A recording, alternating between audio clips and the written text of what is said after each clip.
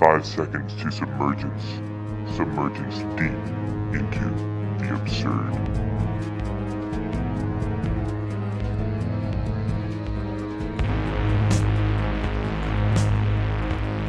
We are back for part 5 of the Self-Reliance series with Mynaa Miesnowan. Welcome back. Hey, thanks for having me. No problem, man. So we're gonna go through actually, I'm not gonna reveal it quite yet. I'm gonna read it first. And while I shall keep silent about some points, I do not want to remain silent about my morality, which says to me, live in seclusion to that you can live for yourself. Live in ignorance about what seems most important to your age. Between yourself and today lay the skin of at least 3 centuries and the clamor of today. The noise of wars and revolutions should be a mere murmur for you. You will also wish to help, but only those who distress you understand, entirely because they share with you one suffering and one hope, your friends, and only in the manner in which you help yourself.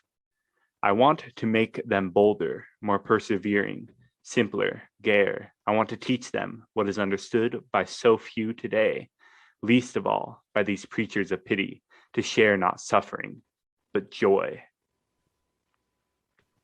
All right, and that, my friends, is aphorism 338 from Friedrich Nietzsche's The Gay Science. I sure did catch The it Gay there. Silence. That's a very different book. Gay Silence. Is that a real book? Oh, I don't know. I just imagine some, erotica or something. Yeah. What I really was thinking that you said, joy, and it's like, get him. You can't bring that. How dare you? Or did you ever see that episode of The Simpsons where they thought Mr. Burns was an alien and he was like, I bring you peace and love, and they're like, break his legs, don't let him get away. No, I haven't, but I just watched like part of Mars Attacks on Netflix yesterday. Oh, that's a classic. Yeah. Yeah, it was honestly just like it wasn't really my thing. It was kind of just a dumb movie, to be honest. Oh, it's got everyone though. It was okay. Got Jack Nicholson. Yeah, no, I just could not stand the like CGI. It was just like, I don't know, man. I just couldn't take it. Yeah, I guess it's just like the answering machine. It's like, it's just outdated technology. Well, so like Star Wars, like they didn't have any CGI, or maybe they did, but it was awesome. Just like however they did the effects, it was great. It was amazing. And they didn't have the technology that we have today or the technology that they had when they made Mars Attacks. So, right. I mean, I don't know. But the budget was probably way, way, way, way higher. So, right. I don't know. Well, I mean, it's kind of like, it seems kind of like a stand-in, right? Like, you can dump money into this and then that'll be a lot of, the show or the movie or the thing. Yeah. There's parallels in other arts and other, what'd you call it? Crafts, I guess you say. Yeah, and it's not like Mars Attacks was supposed to be some, blockbuster, dramatic. I don't know. It's got Jack Nicholson and Jack Black and Pierce Brosnan and Sarah Jessica Parker, and it's A-list stuff. Dang, man, you've got a good memory. Yeah, I'm trying to think of who else it has. Does it have Mr. T? No, it doesn't have Mr. T, but I'm not sure. Yeah, it's been a long time. Yeah. Let's see. So okay, we talked about the gay science, right? Yeah. And that sounds exactly like something that Emerson would say. That sounds like something that's in his essay. Oh yeah, yeah. Well, we kind of, if you remember from the last time, and just what came before in the previous paragraphs, it's like there's a lot of there's a lot of that in there. And then, specifically what Nietzsche's suggesting here is that, that you lay that you lay a few centuries between yourself and the day. And that way, it's like what Emerson says earlier in the essay when he says, don't skulk about like a choir boy or an interloper. It's like, you should know your worth and let this world be beneath you. Something along the, that's not the exact words, but it's the exact sentiment. Just know your worth and put the world beneath you. So speaking of which, We have another aphorism here, because if a few centuries are good, then a few millennia are not necessarily better, but just as good. So do you want to read the next one? The aphorism, the Buddha Zen from the collection of stone and Oh, sand. perfect. Okay. Buddha said, I consider the positions of kings and rulers at that of dust motes. I observe treasures of gold and gems as so many bricks and pebbles. I look upon the finest silken robes as tattered rags. I see myriad worlds of the universe as small seeds of fruit, and the greatest lake in India as a drop of oil on my foot. I perceive the teachings of the world to the illusion of magicians. I discern the highest conception of emancipation as a golden brocade in a dream, and view the holy path of the illuminated ones as flowers appearing in one's eyes. I see meditation as a pillar of a mountain, Nirvana as a nightmare of a daydream, of daytime. I look upon the judgment of right and wrong as a serpentine dance of a dragon, and the rise and fall of beliefs as but trances left by the four seasons. That's intense. Yeah, traces of the four seasons, but you Oh, get the sorry. exact sentiment. No, it's all good. Also, Glenn Close was in the movie. Yeah, that came to mind while we were reading there. But in this, what you can see is, you know, it's honestly, it's like you said, it's intense. It's very tightly wound. You can't add or take from it because, Yeah. you have what we could call the philosophy of the heights and the pathos of the distance, right? I Mhm. consider this is like ultimate aristocrat sentiment. I consider the positions of kings and rulers as that of despots. I observe Yeah. treasures and gold as gems, as bricks and pebbles, right? Mhm. Like, the greatest lake in India is a drop of oil on my foot. So you have all that. And then this is one of the best parts, right? Understanding the folly and, it's all Yeah. predicated on air. I perceive the teaching of the world to be the illusions of magicians. Yes. And, on with the rest of it, we're Yeah. going to go to, most fascinating is that Nirvana is a nightmare in daytime, right? Yeah.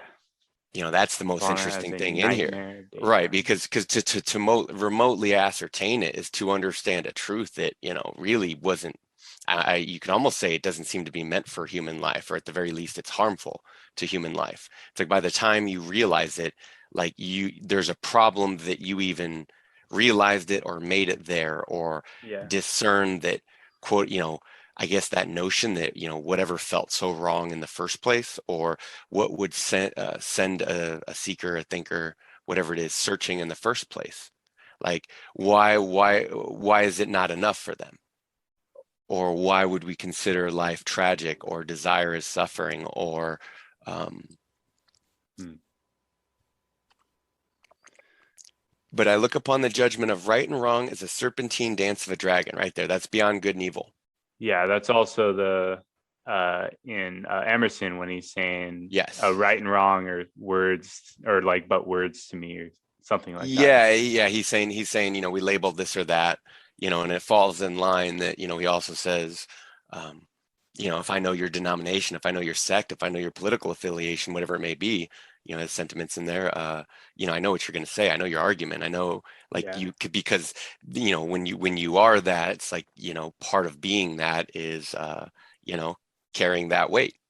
It's like, okay, we got camels for causes, and in this case, this one, and that case, that one. But the last part here, from that aphorism, and the rise and fall of beliefs is but traces left by the four seasons, implying it's cyclical, it's recurrent. The whole conception within a lot of Eastern philosophy, and then more pronounced in certain religions, depending on which ones. It's like most of them do say it's cyclical, right? Most of them Yes. say that, whether they say it never ends or it doesn't matter because it was just a conception at the time. Like maybe it goes on forever. It seems like it might, or maybe it never end, right? Yeah. They didn't necessarily know that a giant asteroid would come through, we're talking thousands of years ago. They didn't necessarily know that could easily, maybe they could conceive with just a little bit of imagination, right? Yeah. Like a giant snake eating the world, or any of the other mythological creations of how the world ends, let's say. Hmm. But again, once more, it's the illusions of magicians, right? We are the Yeah. sense layers. To call it complete illusion, would miss a point that, you know, you got to stand somewhere, and, you know, we're generally working towards something in this world. Yeah. And, you know, Nietzsche would say that that work is what's important. Hmm. So, You know, not suffering, but joy. Oh, go on. Yeah, well, I just had something to bring up here is because Sure. I was listening to the Tangentially Speaking podcast, and he has these people send him intros where, like, just like people who listen to the podcast, they'll send in a recording of them just saying something about the world or about themselves or whatever. And this one guy, he was saying how we already live in a post-apocalyptic world. So I heard that and I was thinking,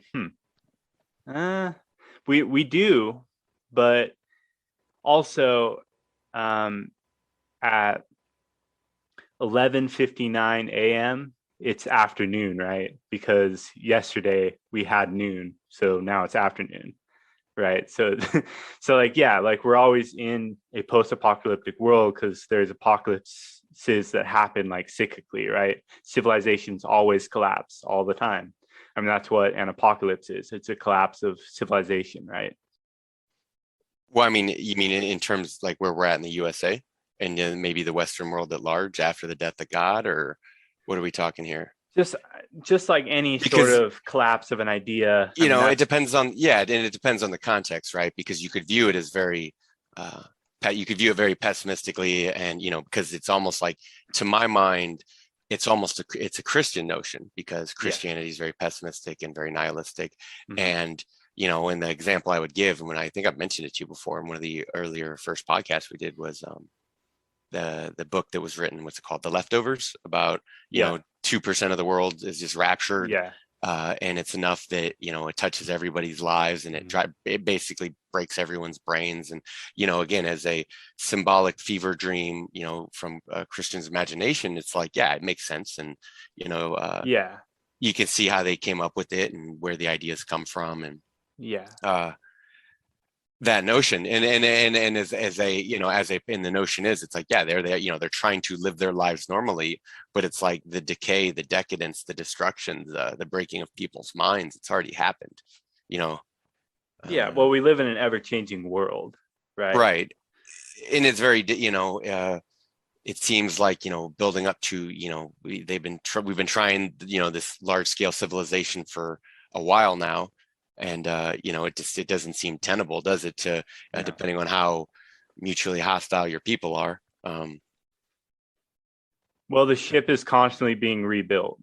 Right? Yeah, and then it's common that, again, you see wherever you look in, they're like, wherever you are there's conflict, either from within or from without, you know, through all history, you know. And if like people come up with an idea or a religion, or they have an existing religion or an existing government, you know, it's like, here's a thought, like, how about we change it? And then some people go, how about we don't? Other people go, yes, how about we do? And then, you know, they have that fight, and then depending on how that plays out, you know, it depends what comes next. And it's like, I guess circa 2021 in the US, you know, it's like, you know, to call it post-apocalyptic does sound, in general, like, I don't know if they're trying to make a universal or a general, you know, notion, or what would you call it, description, with that comment. But at least, like, how I would think that applies to the US, it's like, sure, you know, there's a very, you know, subpar education system. You got a lot of family dysfunction. You have the world's largest prison system, right? You have a lot of violent people, a lot of mental illness, a lot of drug addiction, drugs, and rock and roll. Yeah, it's you know, it's that or, you know, is it sex and violence have always been two of our biggest products and exports, either in media or war. Well, by golly, we sure do good. Yeah. So, you know, and it's, the collapse of culture over time. I mean, because it's one thing if, you know, that people stop believing, or something supplants an old belief or system. But if nothing actually replaces it, right? This is where the pessimism comes in, and where I think people are cut off, because to me, it's like nihilism, at least as we talk about it, or as Nietzsche writes about it, as nihilism in Europe. It's what he's talking about is like the gray void, like this void that exists after the destruction of an important aspect of culture. But now it's becoming a religion. What, nihilism or Christianity? Nihilism, in a sense. Yeah, I mean, they kind of, because it's in a sense, there's been atheists since forever, right? There's always been Yeah. people who were skeptics and didn't believe, and there's also always been the depressed and the suicidal too. Yes, but now atheisms or like atheists have more publicity, and it's more Right. like, And again, there's a you know, big you can difference. tell someone that you're an atheist and they won't, you know, punch you. Right. Well, and what I think, but with most atheists, at least here in America, it's like what I hear Yeah. is, it's, I'm atheist also means, but I still, I still subscribe to our Christian morals, values, and laws, Yeah. that though they go hand in hand, because one is the deeper, one is thousands of years of conditioning, Yeah. mind, body, physiology, excuse me, the way they're inseparable. Yeah, and I ain't trying to go to jail. Yeah, well, again, it's like the notion that it's a religion implies that there's something to believe there or to Yeah. proselytize. Like it's And not there is actually, something. well, I think it's territory that needs to be mapped to understand. It's kind of what makes Nietzsche so incredible, is that he saw it well in advance, and that he came to see and under, that he would describe it so well and so succinctly, Yeah. and from Well, as many angles as he did. so this is my problem with like the Big Bang Theory, is that it essentially, you can look at the Big Bang Theory and then you can look at Genesis, and then you'll think, I wonder how Stephen Hawking thought of this. How in the beginning there was nothing, then all of a sudden, let there be light, right? It's like, sure, you know, the math works out with the universe expanding, and if you reverse time, it should go back to a singularity, right?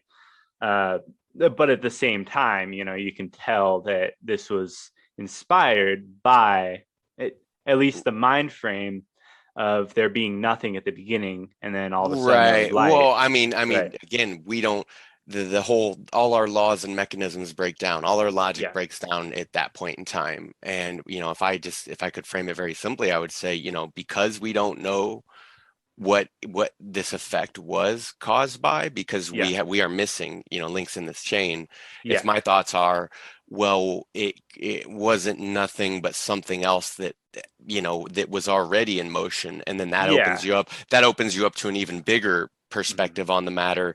And then it's so unknown and impossible that Yeah. you leave it alone, like metaphysics, or even, in modern philosophy, I'd say, if you have to Yes. lean on morality, right, it's just hack work. It's the same. It's Yeah. politics. It's child's play. It's nothing. It's nothing. It's Christianity. It's religion.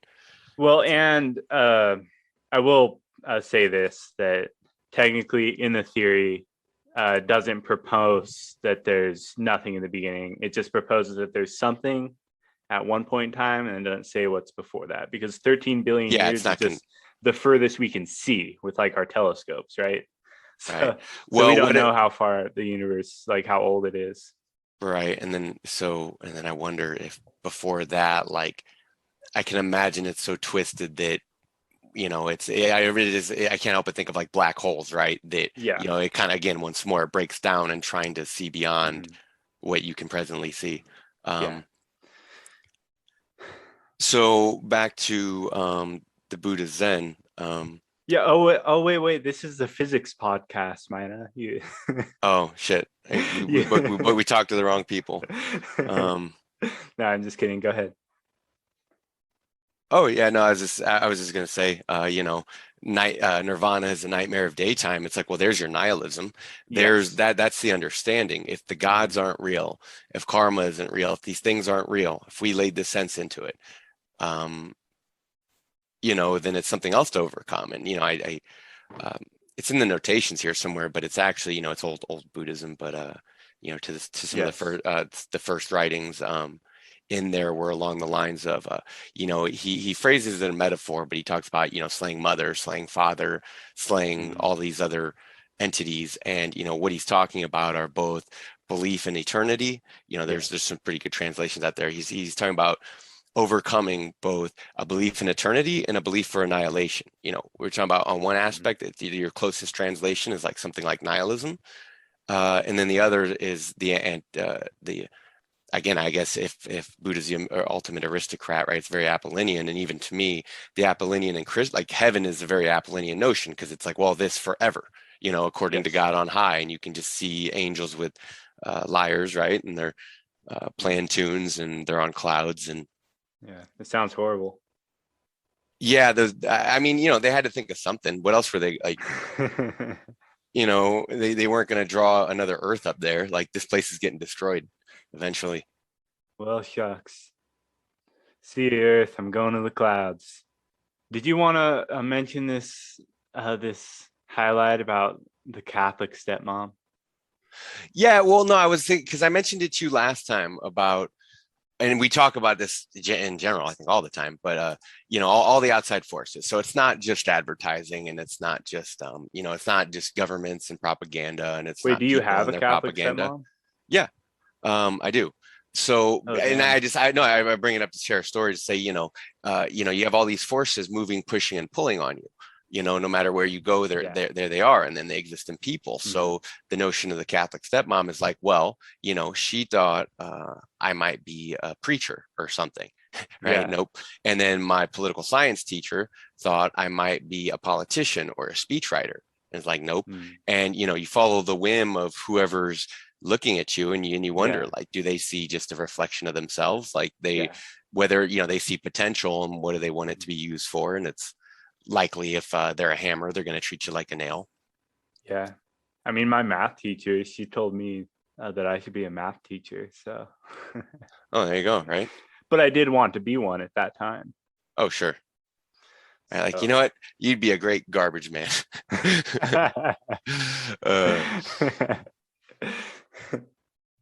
Though I'm not a math teacher. And then, right, but I mean, we've also talked about getting in line before, Yes. And I was talking to a friend recently, and I think it's recorded for posterity's sake for his podcast. That's Matthew over at the Anti-Philosopher channel on YouTube. You can probably check him out. Is he the guy who was on yes, on Keegan's podcast? Yeah. Yes. Okay. So and I mentioned that, that it's a very, and, in the teachers I've talked to, like, I guess you would call modern, savvy, sophisticated teachers, who are hip to the joyful wisdom. They understand how crushing and punishing the systems are, and how, it punishes those at both ends of the bell curve. And, it provides a bit of homeostasis for the largest bit in the middle. And in theory, it's like, well, that's what's best for civilization, because, that large middle stratum, is the one that keeps the lights on. It's predominantly men, right? And thanks to them going to work every day, it's like, oh, you have lights and you have internet, you have all these things, right? Plumbing. And so I mentioned to him, because we were talking about how terrible, and mediocre the American public education system was. And I mentioned to him, it's like, I think I said something like, I don't say this to discourage you or anyone, but I also hope it does. And I mentioned, like, they didn't have a place for me. So it's like, they threw me in learning disability class. And you know what he says? He says, yeah, they put me in learning disability class too.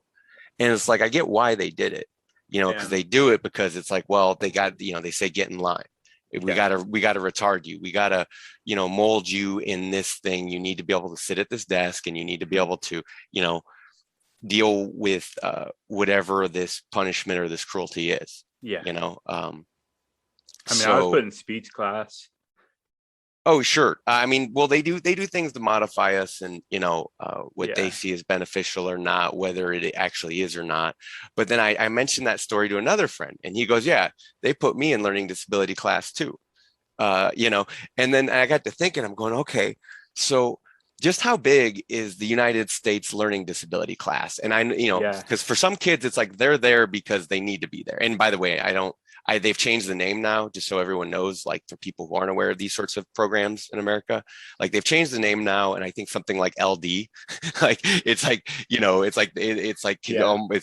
closer to a slur or something these days.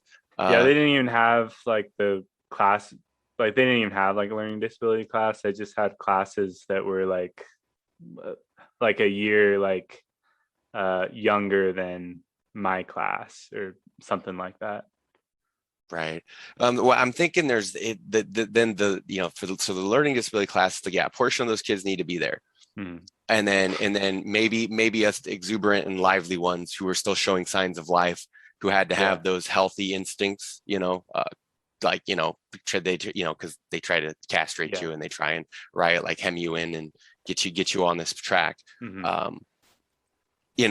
I said it to him, but I'll say it again because it's worth noting, because I look around and I think like, oh, wow, like they did a great job. It looks like to me, they put the entire country in learning disability class, like for the most part. I mean, fundamentally on a very baseline of intelligence and education. I mean, that's what it is. Pretty mediocre. Yeah. Because it's like, we try and keep and depending on your resources and certain other things, because there's like more stories upon stories in these stories. And, I could paint a bigger picture, but that's not what I'm here to do, nor do I want to keep it this personal as we get back to the essay here. But I mean, it's relevant. It's relevant though. Because again, I understood why they did it. It's like, oh, you won't settle down, and it's like, well, by the time I got to a certain grade and they started having incentive programs for reading, I'm like, all right, I'll do this. So I started reading the books, the books from the library, and then you got like points for them or whatever, and you could get, I don't know, snacks or whatever the hell it was. Yeah. Or, like there are intelligent ways to modify behavior, and there's really easy and good ways to do it. There's very, I think back to, again, the very first podcast, I think, when you mentioned, putting the toilet seat down, there's a cosmos in there. Well, I actually went to summer school in second or first grade. Something like that. Sure. I did some of that of like just extracurricular, and then some of it for, what do you call it? Whatever. But I mean, like by the time I was almost out, I was like, I was done with it. I was like skipping, and because most of it was pretty mediocre and most of it was pretty boring. Even things I like, it's like, wow, some of you guys are really good at just, Yeah. And they have like, so the thing is, at least in my school district, they had the worser teachers teaching the kids who weren't like as good at, say, like for math, for instance. Say I was in the calculus class, and then my friends who were in the algebra class, they had a really shitty teacher, but I had an amazing teacher. So it's just kind of, they kind of set you up to fail in a sense. Sure. Oh yeah, absolutely. Whether it's repelling you or it's, because or fostering resentment through their behavior and their words. And there's just again, if that's the whole notion though, it's the whole stratum is mediocre, like the whole middle span, like what makes it the middle span. It's like this all fits together because it's mediocre.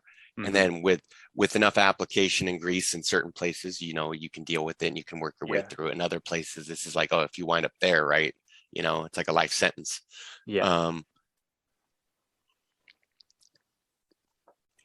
Emerson's words, right? Man is clapped into prison by his consciousness, right? He said that well before, almost 100 years before Zapf considered it such or worded it as such. But regardless, all these children, their spirits are pure. Oh, probably not, but it's just being realistic. It's like it's fine. You give children a chance. The whole reason why you educate and give them a chance is because, like, you don't know how much potential they do have, and you don't know what can or will come out of them, or what genius will look like. You know what? Shit, I think someone sent me a term for genius, but I can't remember what exactly it was. It might have been Nietzsche. I read something of his and it popped up as such. But I was just, so that was it. I was just, learning disability class of America. If you get a chance, write Greg and tell us your story. Send an email to the podcast if you're in a learning disability class. I'd be interested to hear. I want to know how big, like what the class reunion would look like. Like, oh, this is what, this is also what this, because it's there, like these systems are there to preserve your culture and your children and to educate them and protect them, right? To in a very real sense. Whip. But that's what we've turned out on a mass scale. It's inevitable. Yeah.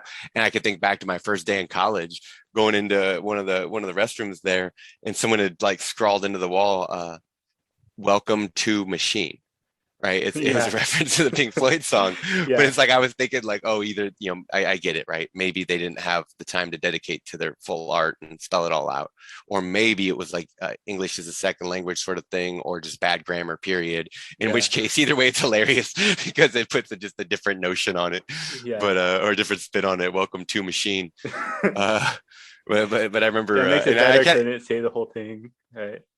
Yeah, well, I mean, it just it makes it more humorous. It's like shit, like we can't even spell it right. Welcome to Machine. Yeah, or it's either so robotic, or we can't spell it right, or it was manufactured in another country, or it's what do you call it?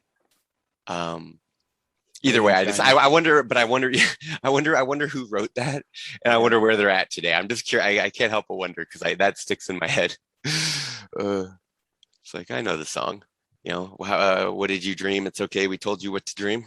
Yeah. Welcome to the Machine. Yeah, so that's the but I mean, those are the forces that craft us, though, right? Yeah. It's like we wouldn't have been exuberant without that force to be set against.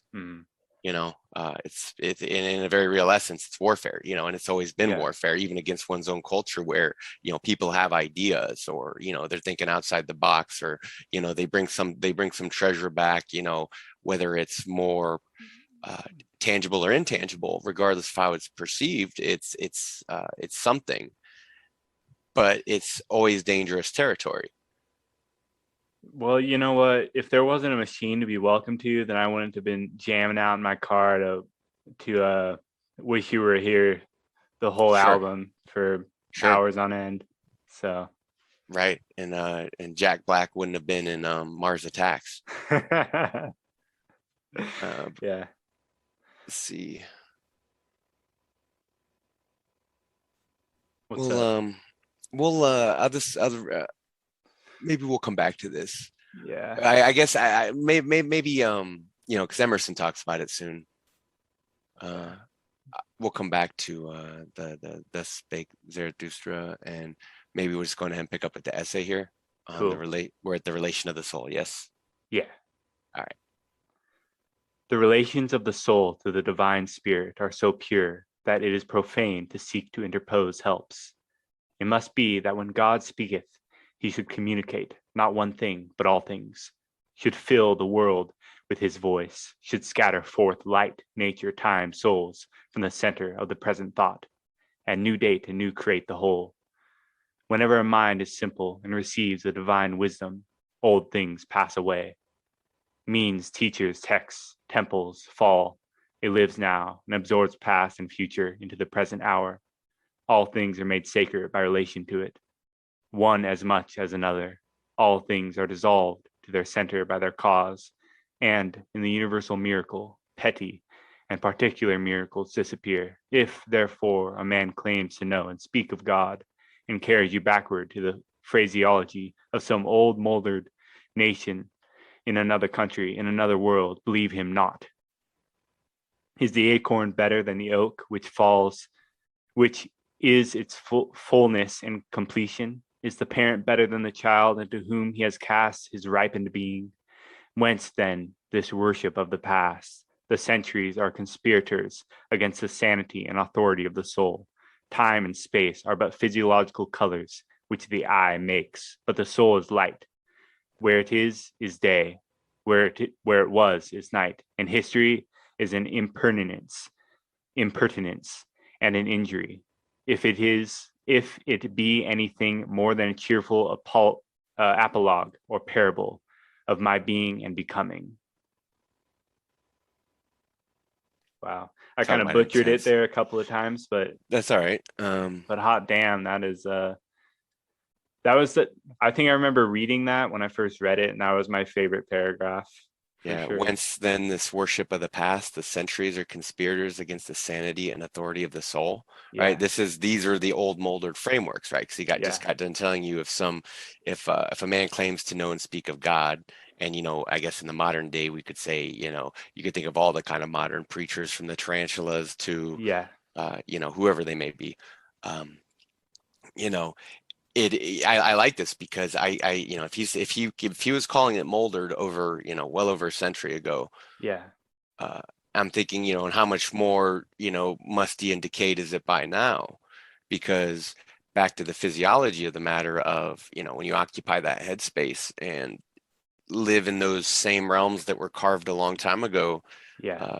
and that are now outmoded and outdated, and lacking in taking in much new variety and information.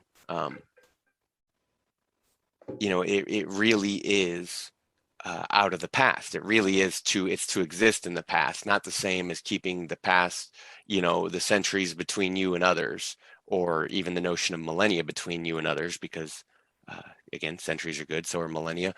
But at the same time, they're because there is no going back. There is no, we're not getting any more Greek than this, apparently, right? We're not going back. There's no way to go back, right? On a massive civilizational scale. And there, I think he even talks about it, whether it's in this essay or other essays, where he says, or no, it's this other. I'm thinking of other thinkers actually, maybe, where they talk about with industrialization and larger urban centers and expansion and the mining of resources, it's like, there's only so much wilderness to go back to anyway, right? Even if you wanted to, and it's either owned or public or private land, it just depends. Yes, right. And So it's that's just easier to live. It's easier to get a job and go to the store and eat some food than the benefits of live out in specialization and unless you modernization. lived with people who knew how to, live out on their own. Right? Yeah, well, again, it's counterintuitive too, and for all of history, it's like the self-reliance in people was that they could take care of themselves. Mm-hmm. Yet very few people in all of history actually did that. Most of them lived in connection to a community and with a community. And then even the sages and the weirdos, it's like plenty of them would be anchorites. Plenty of them might be loosely affiliated, or might come around, or they would be visited by other people, right? So they still had those connections. Mm-hmm. Yes. Now you got what would you call them, like digital hermits, maybe? I don't know. Yeah. Like the social landscape has changed very much so. Mm-hmm. I mean, I work from home, so I don't see anyone. There you go. You can be a shut-in, and you just bring the world to you. Yeah, exactly. So is the acorn not better than the oak from which is its fullness and completion? The parent better than the child whom he has cast his ripened being? Whence this worship of the past? He's going to get into this shortly, so I don't want to say too much. That's becoming too. That's self-becoming. Oh yeah, and then we're going to get into that too. But he also talks about here. We'll get into it shortly. But the whole reason why exuberance is feared, why signs of life are feared, because it often casts that again, the past and that which we try to remember today or keep alive today. It often casts that. It makes it look very weak or paltry or pale. In the advent of the death of God in modern life, I would say that. Like with all that kind of negative space where people feel like they're not living, right? It's like a non-being, right? Like nihilism or pessimism. It's some inverted will, or that double willing will, tearing itself apart or aiming downward, period, maybe. Well, it's like people are just walking around, they're thinking, man, I don't have a soul. Life is meaningless. Right. But that's why I'd see it as a very logical reaction to like, even though the notion of nihilism can kind of translate to a negative space, devoid of traditional culture and religion. Like, I think on a broader scale, on a universal, like there is that notion of nihilism that exists and can be witnessed in humans and in history. it's almost, it's no different than when a nation would be, it's a depressed state, you could say, I guess, right? Like it's on that interim of becoming, and it's part of why people are afraid of becoming, is because, they want things to remain static, but everything changes. If the Apollonian notion is this for, as thus I speak, forever, let it be this way forever, whether it's heaven or God, or a fundamental kind of conservative instinct and temperament, however it manifests, it doesn't matter, right? Because it's not, again, it's not a matter of belief, it's a matter of will, and it's a matter of strong and weak wills, and it's a matter of, again, where someone finds themselves, and the very act of fighting against illness and decay, whether it's body or mind, whether it's conscious or unconscious, it's like, well, it is a mediation between instinct and I guess maybe the whole, like, there's just that, like, to the degrees that anyone wants to use their rational mind to argue against instinct, it's a very funny conversation. It's like, it's almost like they might as well be talking to God, or the uncaused causer, or the unmoved mover, or unmoving, all these other conceptions that people have come up with to try and explain whatever it is going on here. I'm just getting off on a tangent here. We should bring it back to more back to the individual, because it's like, I could say keep a few centuries or even a few millennia between you and other people, but at the same time, it's like, well, if your alter exists in the past, then your physiology also exists in the past. Again, we're looking for something new. We're looking for novelty. We're looking for a further hypothesis and theory within a broader notion of psychology and philosophy of a joyful wisdom. So this paragraph ended on the centuries are conspirators against the sanity and authority of the soul, right? So again, if everything about modern society and civilization is that it carried us forward as an engine and as this force, and an individual is just this tiny little thing in comparison to the forces of centuries, you could see why he would call them conspirators. And, and again, in modern mental illness in America, he nails it, right? The centuries are conspirators against the sanity and authority of the soul. And it's just crushing for people, right? Because culture is tyrannical. It's like, you don't even have to have much of a culture for it to be tyrannical, or for even to witness tyranny in life, whether it's your own parents or your own family. Well, we've all experienced it. Right. So again, time and space are but physiological colors which the eye makes, but the soul is light. Where it is day, right? So that's the notion. Like, I could ask you behind philosophy, I could ask you, like, well, because the notion in philosophy is that there's someone conscious enough to create something here. So it's also that is just so beautiful. Well, time and space physiology, where is it? So you can see, what's the point of being present in a world where people intentionally don't want to be present, right? Where people do all manner of exercises and routines to not be present, or to make life as rote and as safe as possible. So on one side, the past gives us everything. It's our inheritance. It's worship like a god. And this is back to his essay, Nature, but these days, as it is, man's become a dwarf of themselves. They created the sun and the moon, and now man and woman follow the sun and the moon. They don't create them anymore. We reserve greatness and honor for others, but not the self. We bow, you can see people bow and scrape. You can see them weighted down by everything from pity to guilty conscience to paranoia, to any kind of mental illness. And to me, it's very Nietzschean. Yes, it is. It's like history, like, let's see, that last part is night in history is the impertinence and injury, if it be anything more than a tearful apologue or parable of my being and becoming. So to me, this is the joyful wisdom. It's like a retelling of the story.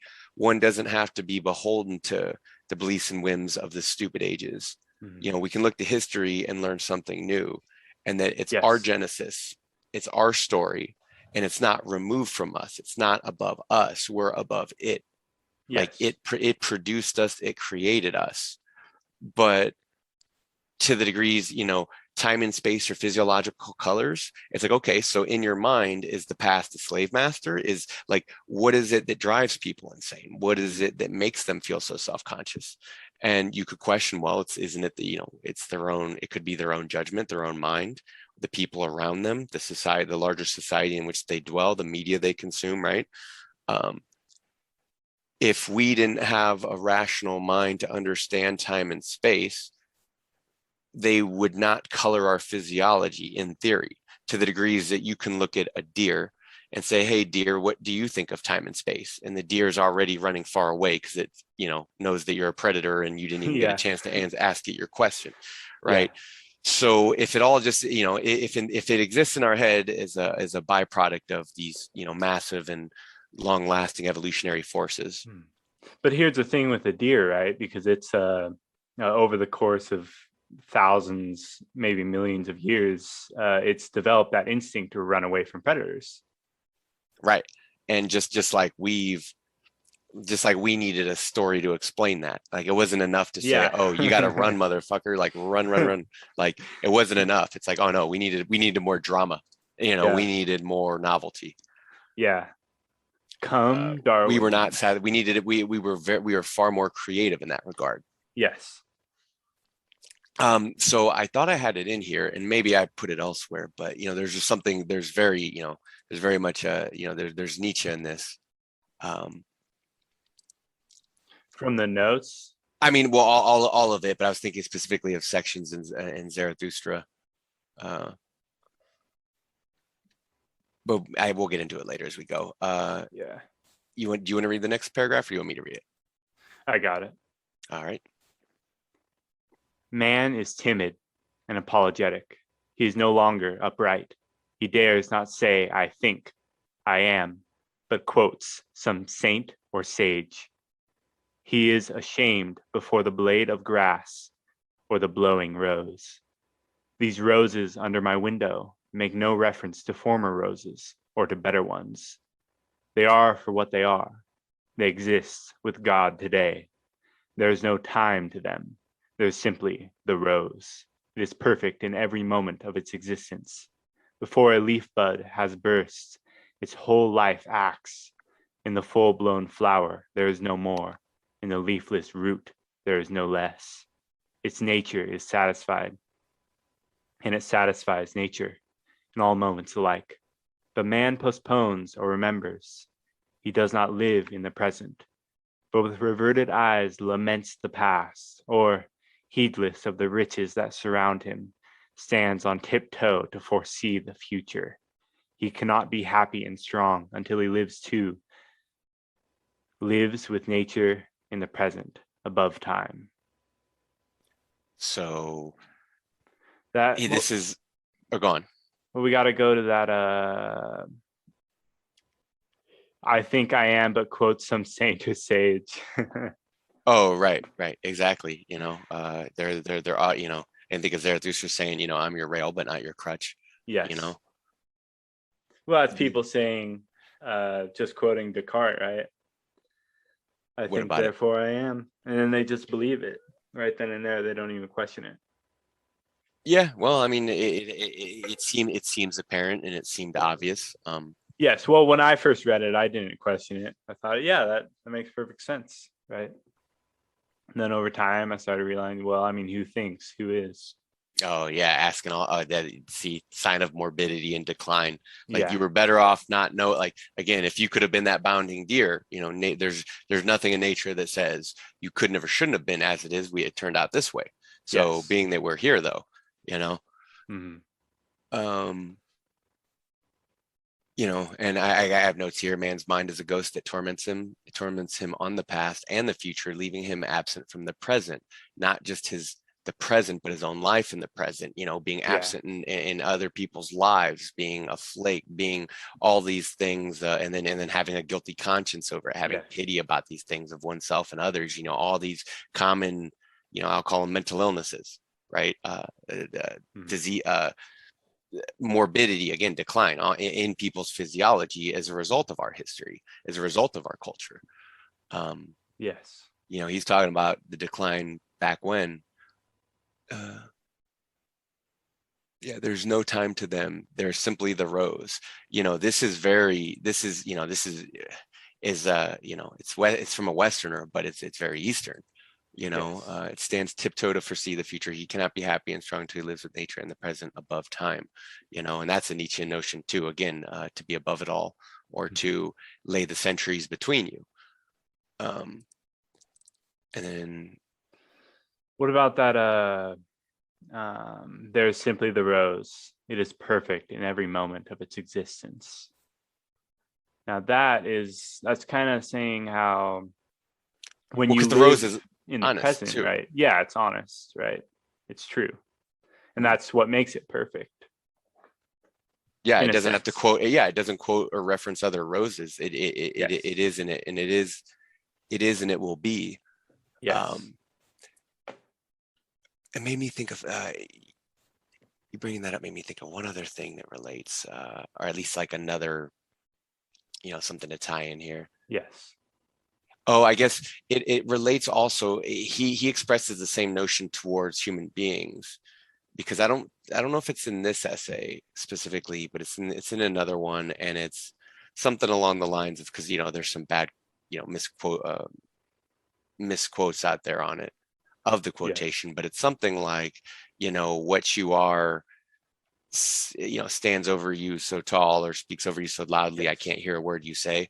To him, there's the rose's confession. you Mhm. know the rose is from moment to moment. It doesn't have to try and be anything else. It doesn't have to Yes. explain itself. It doesn't have to justify its being. It's Mhm. very much it's a quiet child of nature in that regard. Yes. Kids want explanations and ideas, because they want to know, because they're curious, or because they have a whim or feeling. Mhm. But they're often not married. They're one of the, like, they're generally not married to it, and they generally don't care in a very real sense. Yes. Uh, They you kind know, of just ask and then they hear it and they're like, okay. well, they do have a physiology that is more Yes. present, because Yes, they they're do. coming from that very early undeveloped, like from the motor system to Mhm. the brain to speech. It's all so complex and it's all unfolding, Mhm. that it's just, they're almost like, and they, when you see them a lot of times, like, it almost has, it's like almost like to the degrees that, like, toddlers look like often stoned or drunk, Yeah. right? Because they're drinking in so much information, and like they don't have a word for it. And actually, it's like, I've seen that look before on people who take like too many mushrooms, let's say, or Yeah. too much, something like that. Like, you know, like you could see that like happy dumb look. Yes. Um, like you can recreate it, maybe, even in yourself. But again, this isn't medical or legal advice. Uh, Yeah. and that's what guys like Emerson, and I guess a teacher like the Buddha too, they also talk about, taming one's physiology. Mhm. He's taught, like, these are things that are very hard to kind of write or have concepts for. And the whole problem with education in the first place is, by the time, like, a student is so unaware of what's above them and outside of them, that by the time you as a teacher or whoever point them at something to learn, they're looking at a trail of ants on a sidewalk, Yes. completely missing the fact that you're trying to go, no, no, look at this bigger thing over here. But they're like, okay, I'm trying really hard. And, and it's not because they're dumb. It's not because they're simple necessarily. It's none of those things per se, right? It could be a lot of different things, because there's not, um, there's a lot of dimensions to us, period, right? Like creativity, intelligence. But ants are cool. Was that? Yeah, yeah. No, no, you got to begin somewhere. I mean, when I was a kid, I wanted to be an entomologist. Yeah. Absolutely. Well, I was following the ants. I was learning from them. Um, let's see, where were we at? Well, you can learn a lot about people by looking at ants. So man is timid and apologetic, right? He's a dwarf of himself. He's no longer upright. He does not say, "I think I am," quotes others. The roses are the roses. Sadly, man is the man. Um, Peeking through here, making sure we didn't miss anything. Or yeah, I guess we can move on to the next one. Cool. Okay. Actually, wait one moment. Yeah. Actually, let's go to Thus Spake Zarathustra real quick, just Yeah, yeah, on redemption. If you want to yeah. bring it up, you can, because You mean if you're looking at the annotated notes, it was right after what we just read in you mean Emerson. verily, my friends, I walk amongst men, as amongst the Yes. fragments and limbs of human beings. Yeah, you want to keep This is going? the terrible thing to mine eye, that I find man broken up and scattered about, as on a battle and butcher ground. And when mine eye fleeth from the present to begone, it findeth ever the same, fragments and limbs and fearful chances, but no men. And then you have this note on the side. Oh, kind of what we've already been saying, man is the dwarf of himself. Yeah. And in this section, because in Zarathustra, Nietzsche's talking about, he's talking to the hunchback and he's talking about all these cripples around him, right? Yes. They have a lack of developed coordinated self or senses or sensitivities. This one's just an ear and this one's just a mouth. Yes. They're not well developed. They're not well developed. They're well created, crafted. They're cripples. The permanent teaching and preaching of revenge. This comes to mind. Yeah. Learning disability class comes to mind. Yeah. Right? Like we have a system that, willing, like, again, we have nothing to say Greg's welfare, but we can say general welfare. Yes. General welfare is usually, it's always been the excuse for tyranny, right? Yes. Public safety, general welfare, war, famines, plagues, it's all an excuse, right? But we'll keep going here. Do you want to keep reading? Sure. Excellent. The present and the bygone upon earth. Ah, my friends, that is my most unbearable trouble. And I should not know how to live if I were not a seer of what is to come. A seer, a purposer, a creator, a future itself, and a bridge to the future. And alas, also, as it were, a cripple on this bridge, all that is Zarathustra. And ye also ask yourselves often, who is Zarathustra to us? What shall he be called by us? And like me, did ye give yourselves questions for answers? Is he a promiser or fulfiller, a conqueror or inheritor, a harvest or plowshare, a physician or a healed one? Is he a poet or a genuine one, an emancipator or subjugator, a good one or an evil one? I walk amongst men as a fragment of the future, that future which I contemplate. I walk amongst men as a fragment of the future which I contemplate. Right. So yeah, hold up right there for the moment. Because, back at the beginning, when you started this, he says, my most unbearable trouble, and I should not know how to live if I were not a seer of what is to come. Yes. Right. So if he didn't understand what was happening, he wouldn't have been able to brace himself for that, brisk and icy truth. Yes. The harmful truth, that which leads to a joyful wisdom. But it's inevitable that, again, like learning disability class, you got to suffer. Yes.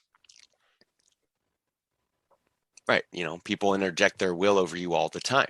They do it when you don't even realize they're doing it. They can be real subtle. They can be real insidious. Like, it's very different, like, I guess, depending on other people's value system, it's like, they might not even see these things, but like when I see them, it's like, oh, it's a whole nother thing.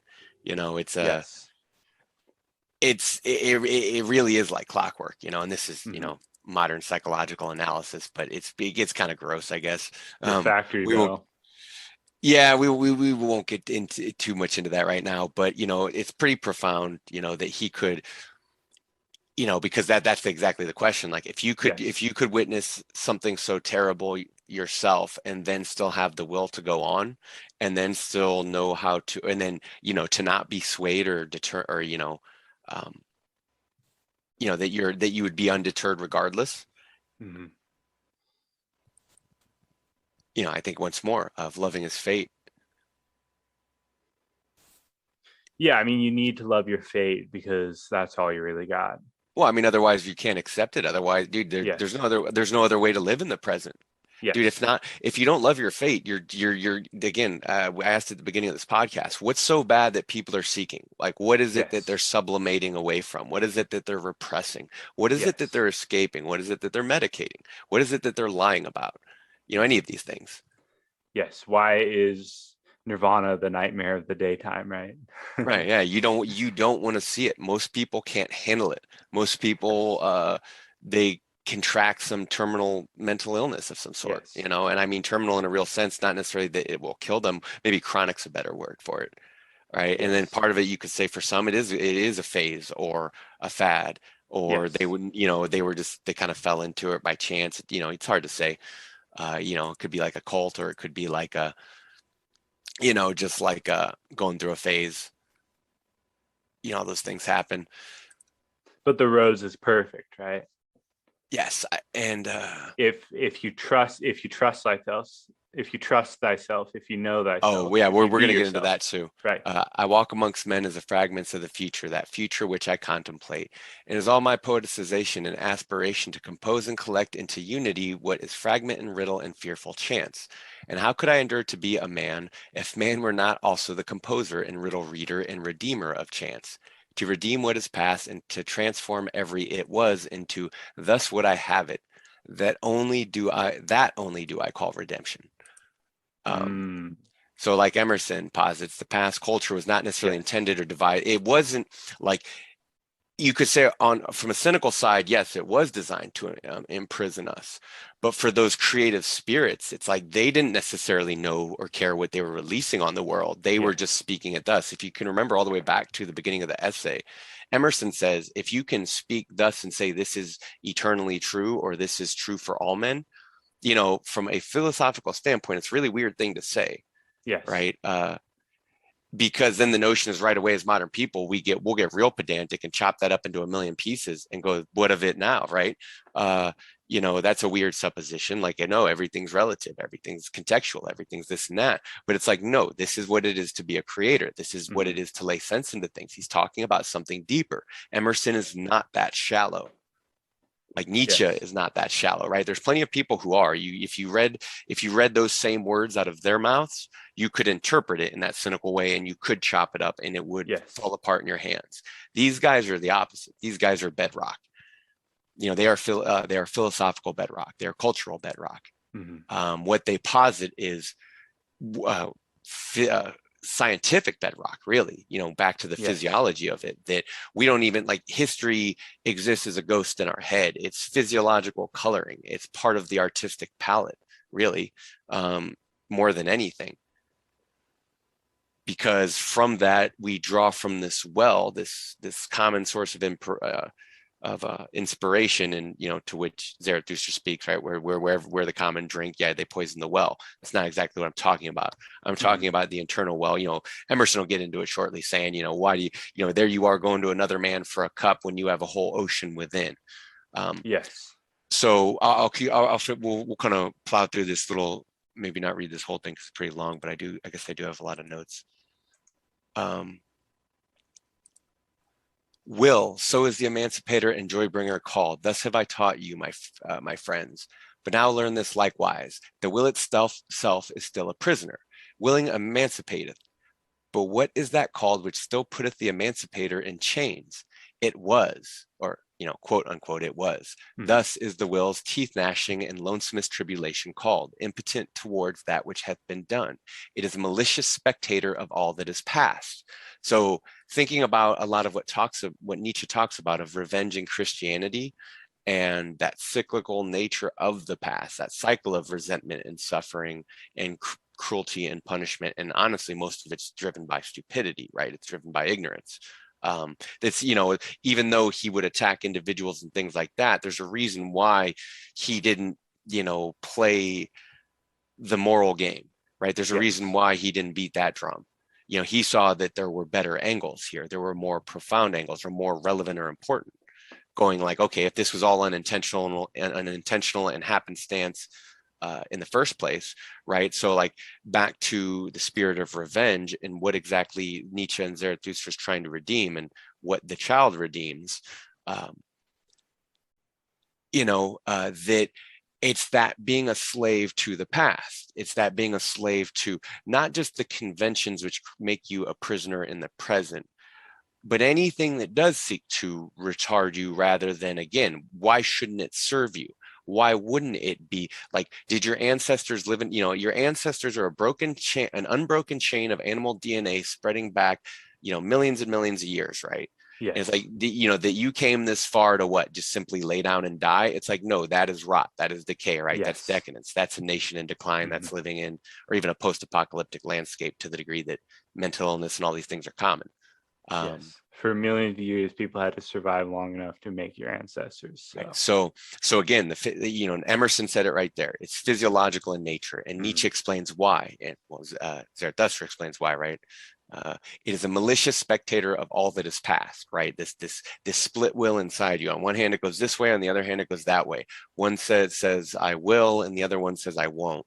And then your post hoc rationalizations is a story you tell about that, because it could be this: I want ice cream. No, I don't want ice cream. I want to be a capitalist. No, I want to be a communist. No, it doesn't matter. What you're Yeah. feeling is a natural impulse and desire as conditioned by what came before you. Yes. You've been again, so how could the when the emancipator is the prisoner, the whole thing becomes redundant. Like, how much more, from a Christian or even a American perspective, how much more freedom and liberty does the world need? It could also be a French perspective, right? How much more Yes. freedom? It's like, dude, people are choking on it. They're drowning in it. They don't know what to do with themselves. Yes.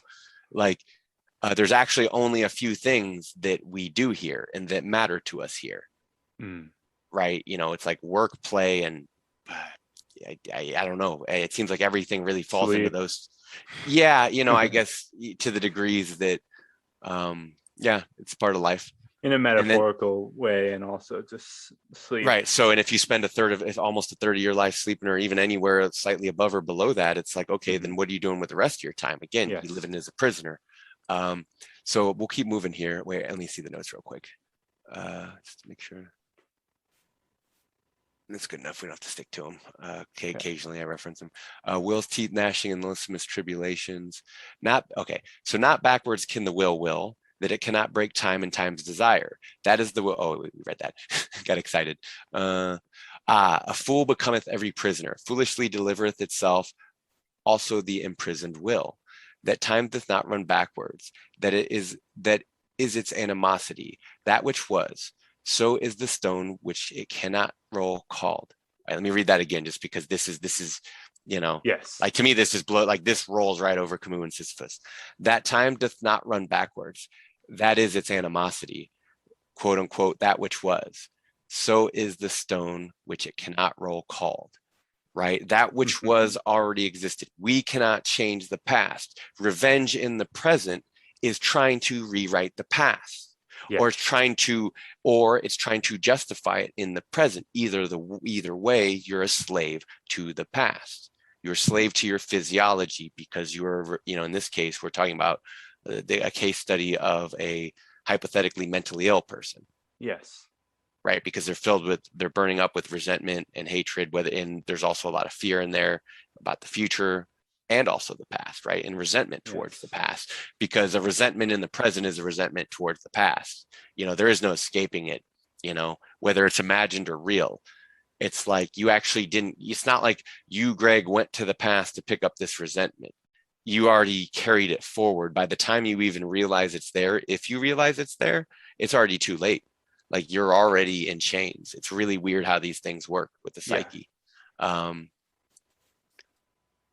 So, and a fool becometh every, and thus doth it roll stones out of animosity and ill humor, and taketh revenge on whatever doth not like it, feel rage and ill humor. Right? So I'm going to be mad at those who are also not mad.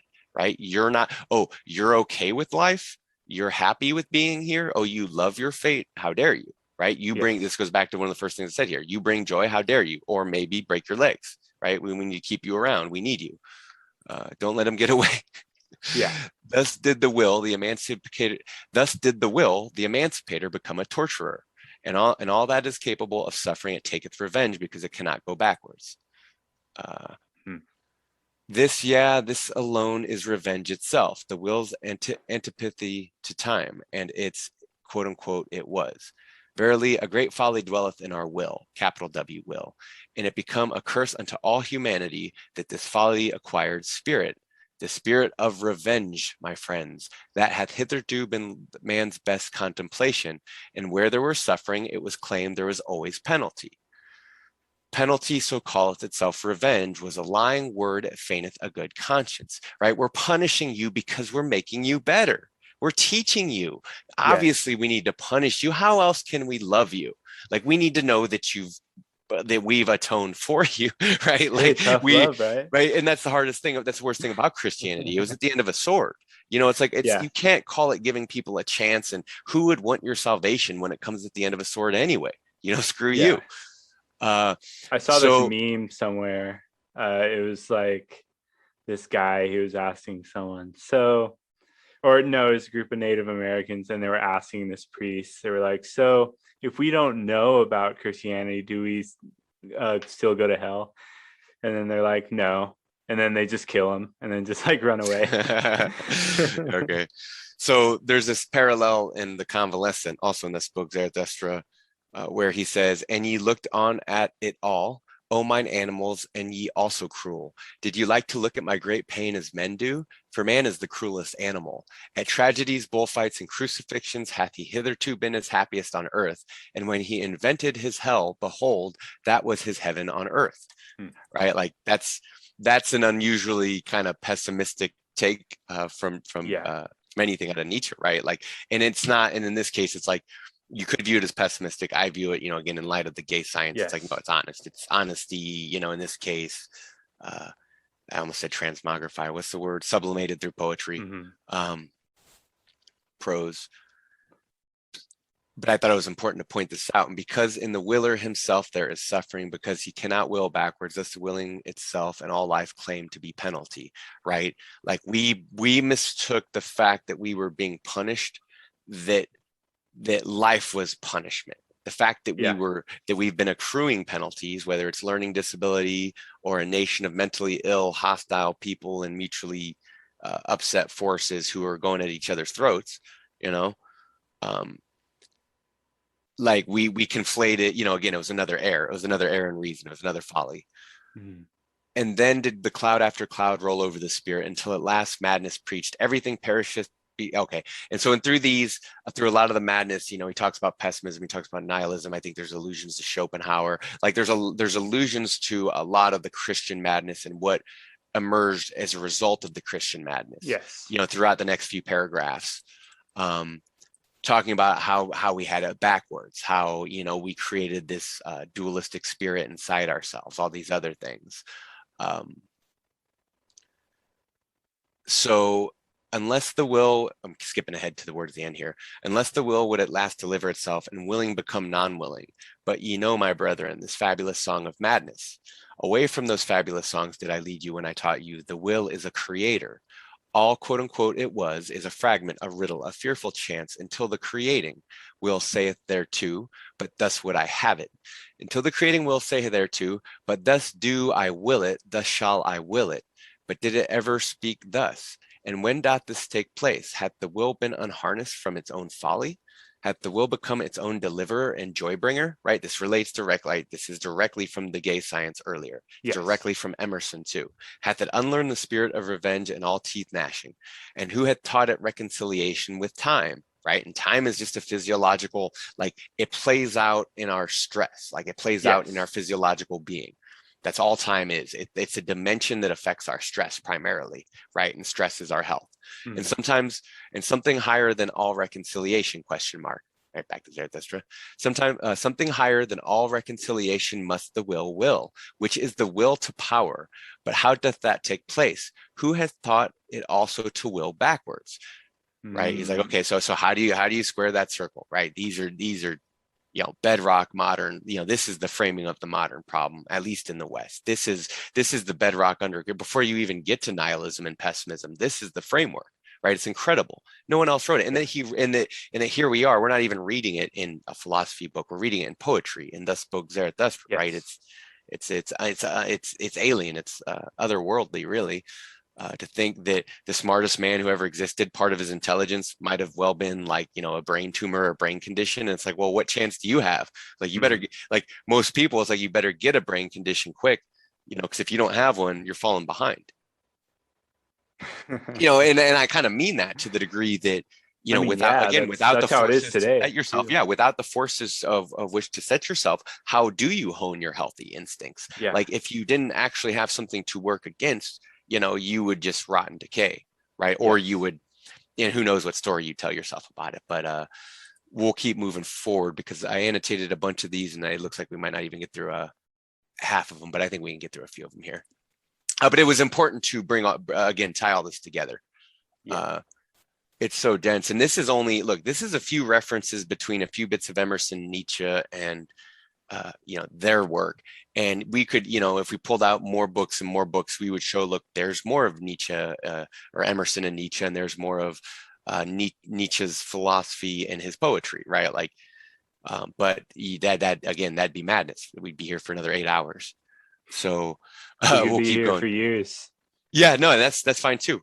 So much the better if it is Yes. years. Yeah, cheers to some more joyful years here. You want to take us on with the next part in self-reliance? Yeah. This should be plain enough, yet see what strong intellects dare not yet hear God himself, unless he speaks the phraseology of I know not what David or Jeremiah or Paul.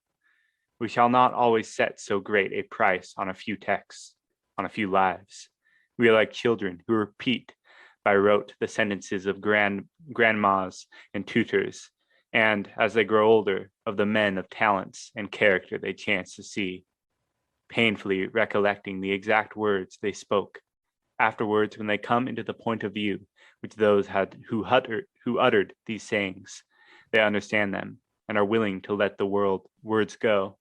For at any time they can use words as good when occasion comes. If we live truly, we shall see truly. It is as easy for the strong man to be strong as it is for the weak to be weak. When we have new perception, we shall gladly disburden the memory of its hoarded treasures as old rubbish. When a man lives with God, his voice shall be as sweet as a murmur of the brook and the rustle of the corn. Yep. If we live truly, we shall see truly. It is easy for the strong man to be strong as it is for the weak to be weak. Right? It seems obvious, but it bears repeating. So I like this first part here where he says, see what strong intellects dare not yet hear God himself unless he speaks the phraseology of I know not what David or Jeremiah or Paul. Again, it's the notion of like we think on rails. Our belief systems, our societies, all these things are on rails, right? Like we don't even have to be conscious. We don't have to be conscious, present, or awake to navigate it, right? It's so secondary. It's so ingrained. That's how bad it is. So to say I know not what David, Jeremiah, or Paul, it's like it could be any of them, right? It could be whatever the new cult leader is, whatever the new fad is, whatever the obsession of old is even, it doesn't matter. We shall not always set so great a price on a few texts, on a few lives.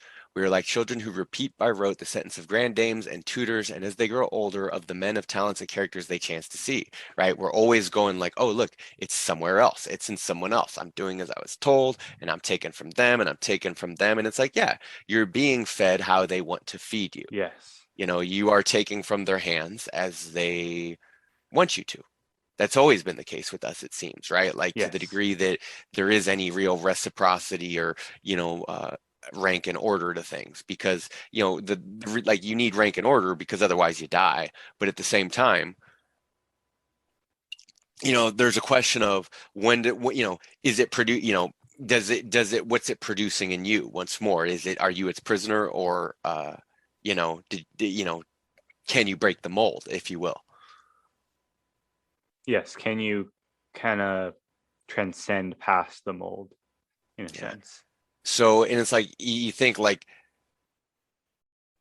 your first spontaneous reaction or thought to something, you might think it or have it, but then if I were to ask you, be like, okay, now show it to me, now show it to someone else, now show it to your mom, now show it to your dad, how quickly before you start saying, nah, I don't want to show it to that person. No, I don't want to show it to that person, right? Like, that not only is there, I guess part of it is the mask, right? That's what the centuries between you and others, that's a mask. But it's also an understanding, and it's also an understanding of in physiology, and it's also it's a sense in us, in a sense.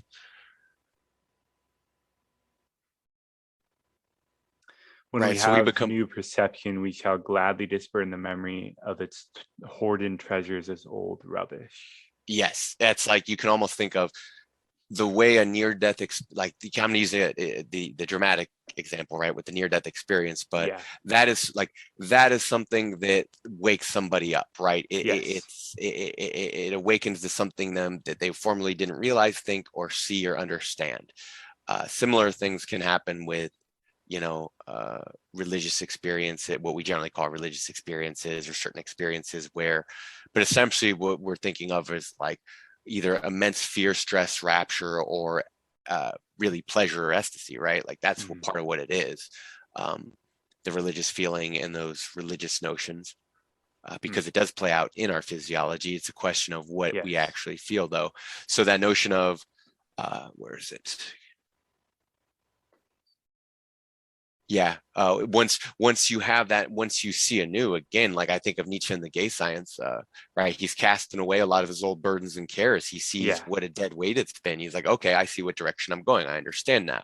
And like he said it, he only could understand it by, as he expresses in Zarathustra, he only understood it by seeing and understanding the future to a point, right? To the Yeah. degree that you can say you see the future, because you can see it. It's just not, it might not be what you or anyone else think it is, but it's always there before us. It's always there, and I think Yeah, well, that's I mean, kind of it's the what. present moment over time, right? Yeah, and that's kind of Well, what Emerson's like trying to say in that last sentence there. yeah, like are you even paying attention to what's transpiring?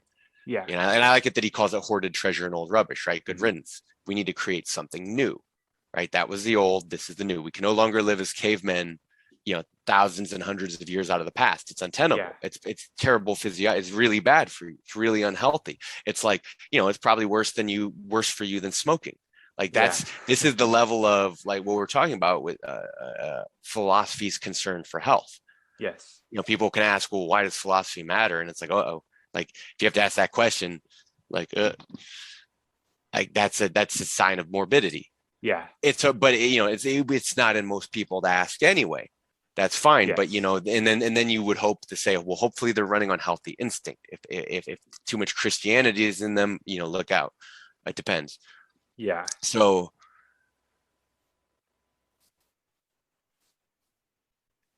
let's see.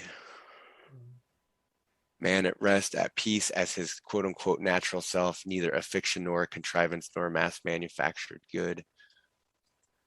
That's the creation of oneself. That's a new child being born. Yes. Here, I'll read the next part. Cool.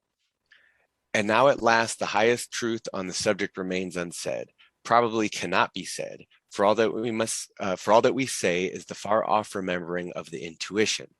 That thought, by what I can now nearest approach to say it is this: when good is near you, when you have life in yourself, it is not by any known or accustomed way. You shall not discern the footprints of any other. You shall not see the face of man. You shall not hear any name. The way, the thought, the good shall be wholly strange and new. It shall exclude example and experience. You take the way from man, not to man. All persons that have ever existed are its forgotten ministers. Fear and hope are alike beneath it. There is somewhat low even in hope. In the hour of vision, there is nothing that can be called gratitude nor properly joy. The soul raised over passion beholds identity and eternal causation, perceives the self-existence of capital T truth and capital R right, and calms itself with knowing that all things go well. Vast spaces of nature, the Atlantic Ocean, the South Sea, long intervals of time, years, centuries, are of no account. This which I think and feel underlay every former state of life and circumstance, as it does underlie my present and what is called life and what is called death. So, it's pretty incredible, really, because I feel like Nietzsche works off of this and expands off of this, but he doesn't go back to Emerson to explain it nor address it at the root, because I see the root as this. Where is it? It's tricky. It's like one of those things that you're not supposed to see or remember, because he has a hard time saying it. That thought, but what I can now nearest approach to say it is this: when good is near you, when you have life in yourself, is not by any known or accustomed way, right? Because it's not that someone else wrote it. It's not that someone else explained it to you, right? It's not that anyone else taught you how to do it like they taught the million idiots sitting next to you how to do it, right? This isn't what I'm talking about. This is what Emerson's talking about. It's not what you're talking about. It's not what Nietzsche's talking about, because I think people have a very negative view of the self, or even self-reliance, right? Like the notion that it's like, not to say it's not for everyone. It's like, yeah, to the degrees that the entire system has propagated an animal that is very dependent on its own fabricated zoo. It's like, sure, but that's not how it, that's not how it feels, or we think about it for those who remotely showed up to class, because there's a question of who showed up to class. And it's like, well, look at history. Nobody. Very few people. And he even says this here. He says, he calls everyone in past existence its forgotten minister, right? And then, maybe he says that because, if I'm thinking about it now, it's like, well, everyone could have attested to it, but they might not have written it down, or no one would have cared, or they died before they could have. Yeah. But it was in them to do so, in theory, at least, right? That kernel was there. They would have attested to it. You shall not discern the footprints of any other. You shall not see the face of man. You shall not hear any name. The way, the thought, the good shall be wholly strange and new, right? And I think I got a reference here. If I open it up, it's going to, okay. Nietzsche and Zarathustra, in the Spirit of Gravity, he says, this is now my way. Where is yours? Thus did I answer to those who asked me, quote unquote, the way. For the way, it doth not exist. Thus spake Zarathustra, right? He reiterates it there. He's saying, if you're following, that's someone else's path. Like you're on a Carnival cruise ride at that point, right? Like they haven't mapped out for you. You have these quarters which you can walk, and you can go stuff your face over here, and maybe there's a pool and some shuffleboard, but it's all within their control, all to satisfy you and your desires. Yeah, I mean, it is all in our control. I mean, at least in a sense. To a point, yeah. And see, now it escapes me, because I just saw it was either Nietzsche or Emerson, or maybe we get to it eventually in this even. But what you just said, it's like I heard it expressed somewhere else just recently. But you're seeing and feeling it. Like your own seeing and feeling of it is the novelty to you, at least. Well, it's sort of like in most moments you kind of have two buttons that you can press, right? Yes or no, in a sense. Because in life, you're kind of presented with a series of questions, not really choices, but questions, really. Most of the time, open-ended questions, like what will you do now, right?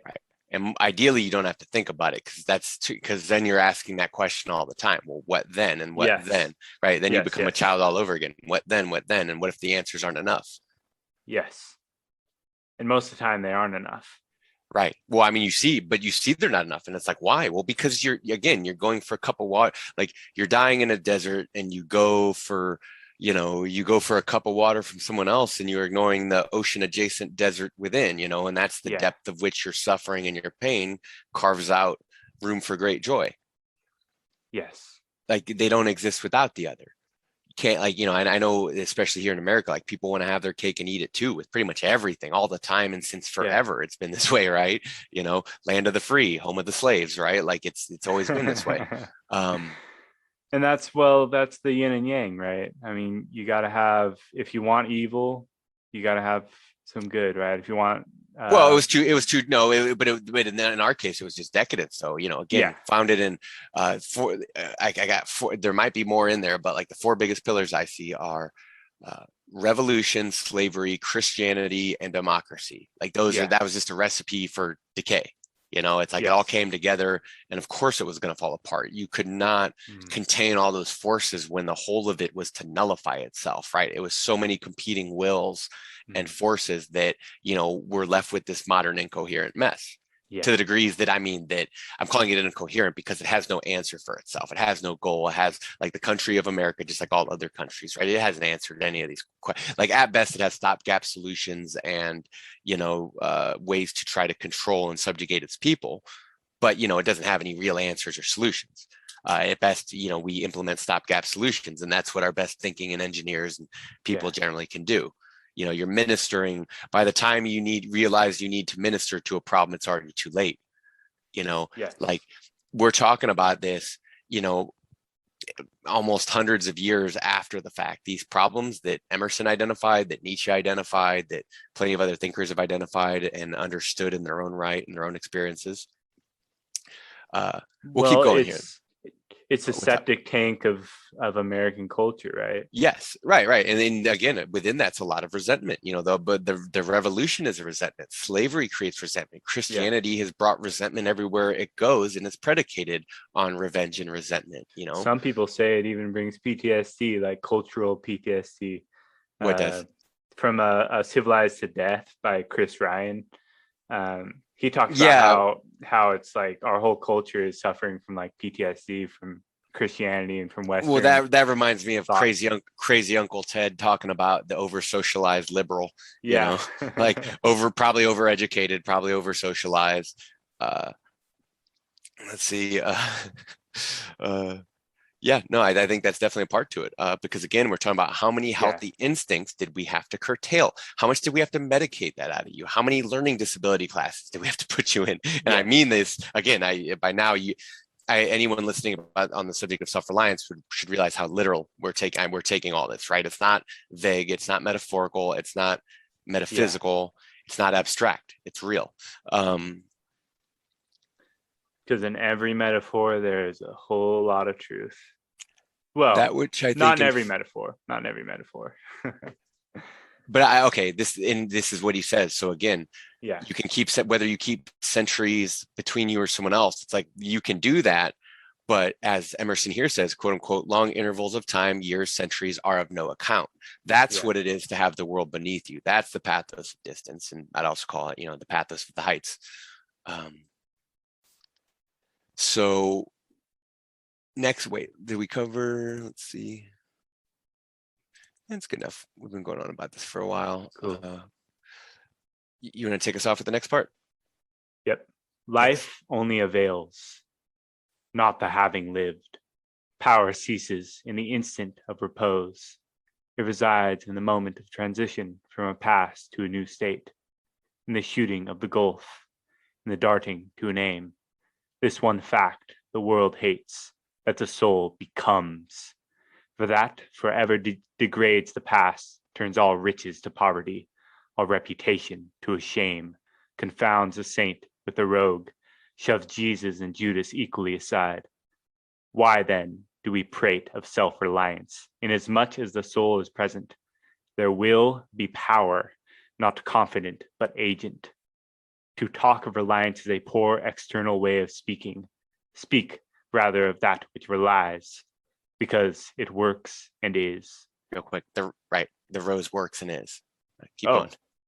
Who has more obedience than I masters me? Though he should not raise his finger, round him I must, revolve by the gravitation of spirits. We fancy it rhetoric when we speak of eminent virtue. We do not yet see that virtue is height, and that a man or a company of men, plastic and permeable to principles, by the law of nature, must overpower and ride all cities, nations, kings, rich men, poets, who are not. Right. So that's the distance. Yes. Nietzsche, like you can think back to those old philosophers, how they created distance, between themselves. They created and maintained the distance, right? And all great thinkers and artists do. I think to even be qualified as great, they would have had to have met that test. And I'm not saying it's an actual test or something you can measure or say like, oh, X, Y, and Z, therefore great man or woman. It's more like, no, within the context of them and their life story and how they got down and their will to power and what they manifest and what they said no to and what they said yes to, and how they express their love. Let's say that's one of my favorite ways to gauge it. Like what's someone actually doing? It's like, well, they may be expressing themselves and that's creative, but it sure as hell isn't beautiful, and that's fine too. Ugliness has its place too, just like, conflict has its place. Yes. Because what else strengthens? So if going right back to the beginning of this last paragraph, life only avails not having lived. Power ceases in the instant of repose. It resides in the moment of transition from a past to a new state. It is the shooting of the gulf, the darting of an aim. It is the becoming for that forever degrades the past, right? This is why people are afraid. Why is why they say go far, but don't go too far. That's why they say, yeah, impress us, but don't impress us too much. We'll be jealous. We'll be petty about it. We might even have to kill you, like depending on how far you want to go with it. Yeah.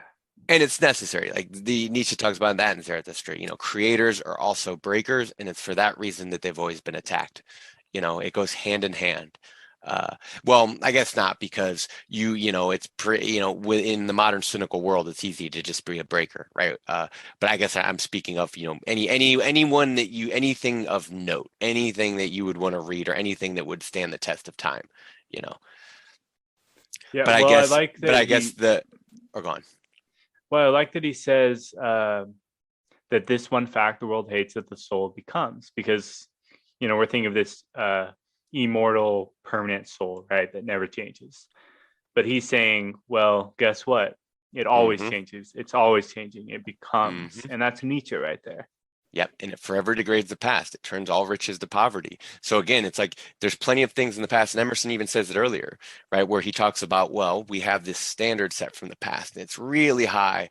And it's, we know this noble pedigree and we recognize it. And we're always happy to see it, especially often in young people, when they have it. And it's like the reason why we respect it and love it is because it's almost like seeing, for all this talk of culture and countries and mankind and peace and love and unity, it's like, well, all that is fake. All that is plastic. All that is a lie. What is real is when you see something in a living, beating heart. When you see that expression and it's beautiful, or it floors you, or it surprises you, or whatever it is that this new child of a new age does, let's say, like whatever it is that captures or captivates us. So, it's that distinction. It's not from the past. Like I said earlier, we can't go backwards, or the honor and the framework comes from the past. But we can't go back and we can't revive it in the now beyond a very baseline, in the sense that, well, its best aspects are already expressed in our culture. Like you can't, okay. Heraclitus, you can't enter the same river twice. When you have conservative populism and either just populism in general, you're usually trying to conserve or I guess the left-right dynamic is that you're conserving or you're progressing. Yeah. But either way, it's the same old shtick. Like when he talks about, you hear it in people, they sound like they're memorizing rote facts, and they sound like they learned it from grandmas and old maids, right? Or like, as Nietzsche might say, like braying donkeys, right? They sound like asses sitting there talking about either bemoaning the present to champion the past. And it's like, that's a really funny thing to do, because it's like, here you are romanticizing the past, complaining about the present. It's like, well, that doesn't, where are the signs of life, right? Like you're missing out on the present because you're willing backwards. You're doing exactly what Zarathustra warns against. You're romanticizing the past and not being present to the present, which is also what Emerson is warning against, right? And you could say they're kind of both. They're not only are they philosophizing, they're also prescribing. And I mean that like medically speaking, right? Very much so. There's very much that era of the good doctor is in here. You see it from Nietzsche's earliest works as, kind of a modern psychologist, and to the degrees that I would say as a philosopher, Emerson here is a brilliant psychologist, preceding any of the, I guess, people we tend to think as modern progenitors out of Europe and stuff, who really put the field together.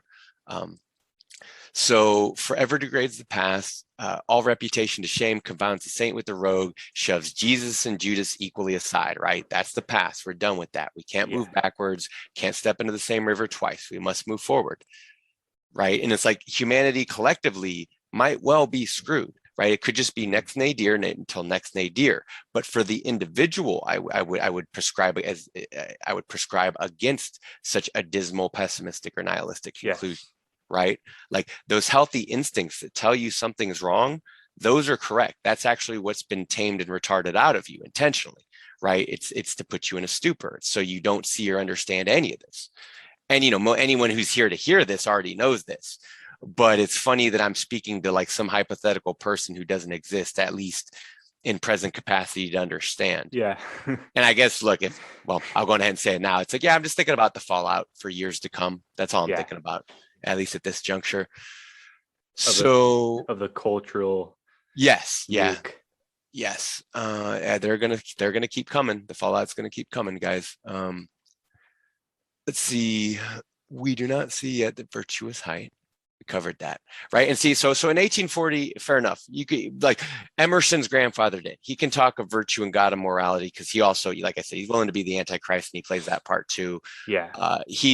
It's so, he was so ahead of the curve that, like, I wouldn't even bother trying to apply any of those modern, because again, the notion of the oversoul and how transcendentalism, because again, transcendentalism wasn't a thing to Emerson. He was just Emerson, and he happened to fall in this line of thought that was emerging at the time, right? Like, it was like the pre-Socratic Greeks, or the Buddha even emerging in his place in time. It really was, to me, it was a mark.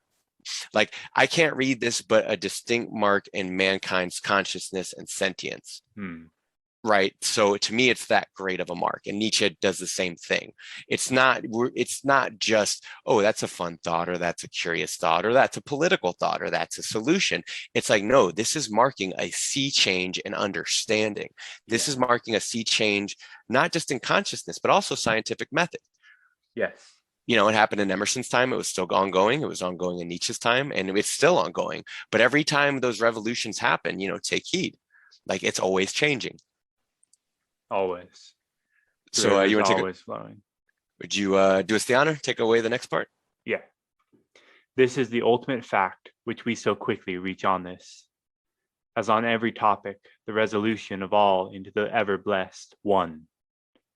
Self-existence is the attribute of the supreme cause, and it constitutes the measure of good by the degree in which it enters into all lower forms.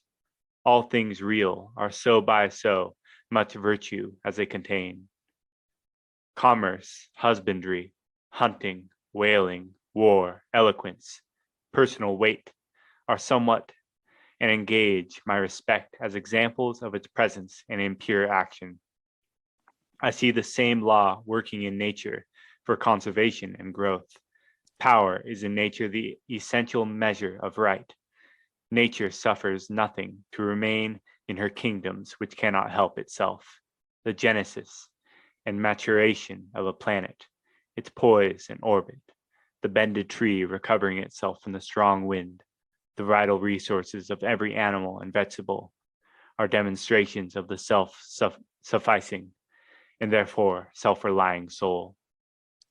Right. Nietzsche would call it the will to power. Yeah. Power is in nature the essential measure of right. This is the litmus test for all things human right here. Nature suffers nothing to remain in her kingdoms which cannot help itself. So we've created networks to bolster our weaknesses and to support our weaknesses. But at the same time, you see on certain scales and in certain measures, you cannot lie. You cannot deny this. You cannot deny biology. You cannot deny our evolution. And when you see a system or a person or an idea that emerges that contradicts that, it's destined for failure. Yes. This was like back in the stupid ages. This was Nietzsche talking about, like, well, you guys are crazy about communism and fascism and being good little totalitarian bean counters. He's like, it'll be well worth the experiments for you guys to be proven how wrong you are. That's what he was talking about. His understanding was so great. He knew that, like, oh, this isn't going to work. This isn't going to save anyone. This isn't going to build what they think it's going to build. Like, this isn't going to be the utopia. It's impossible. So right there, Emerson saying this is nature, this is law, this is the real, right? This is the real God. It's not our whim. It's not perception. It's not religious or cultural ideal. Rather, it's fact, truth of nature, will, power, the self-relying soul. It's it emerges in us. And I guess maybe so many people, like, maybe it's that people, when they think of themselves, they feel like, I don't know, bit characters in their own lives to the point that they say that they have no will or control or power.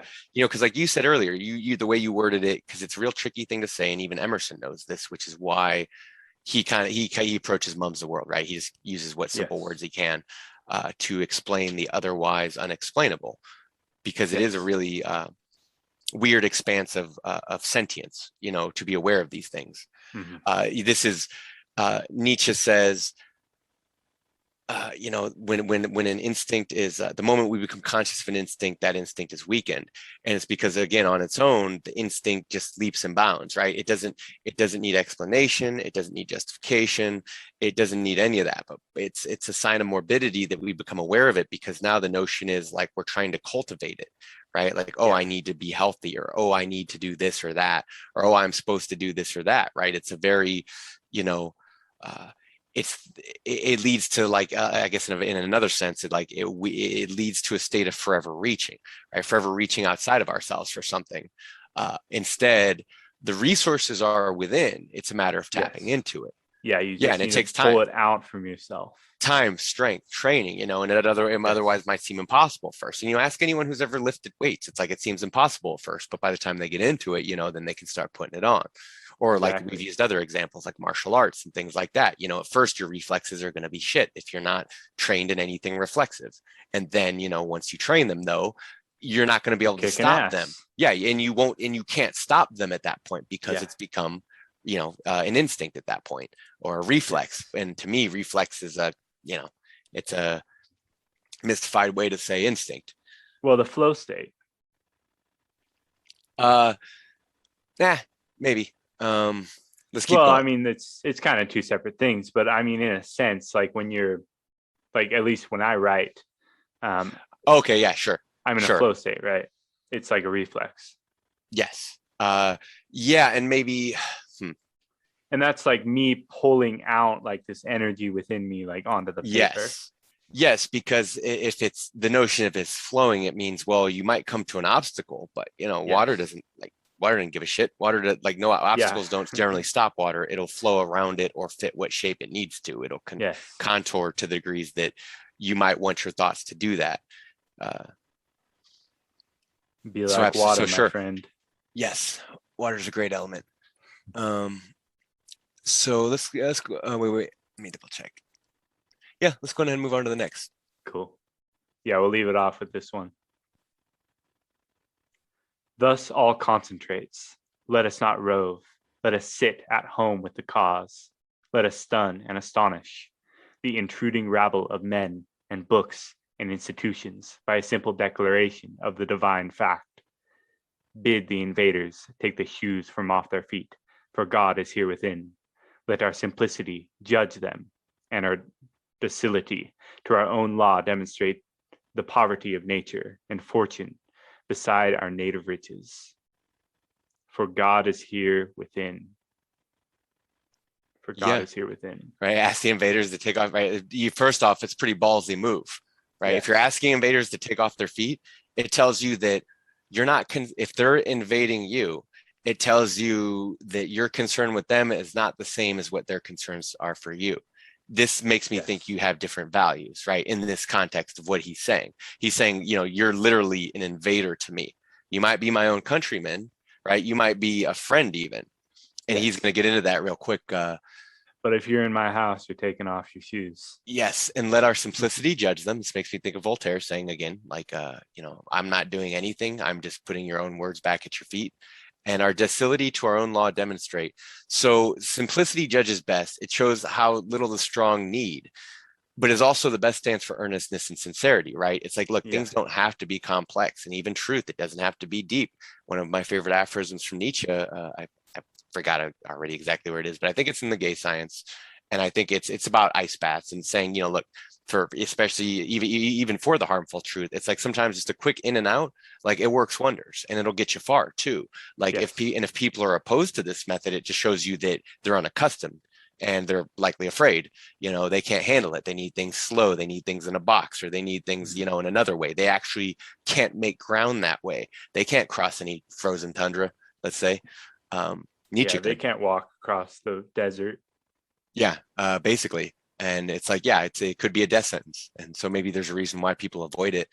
So I like it when he says docility to our own law, talking about being civilized and polite, but to me, mostly I interpreted it as, we're not zealots here. right? It's like, yes, I may be a law unto myself, but like, I'm not looking to put you to the sword or back on the cross. It's like, that was your guys' value system. That was your guys' ideas and ideals. I actually don't hold those values, and I don't think or feel the same.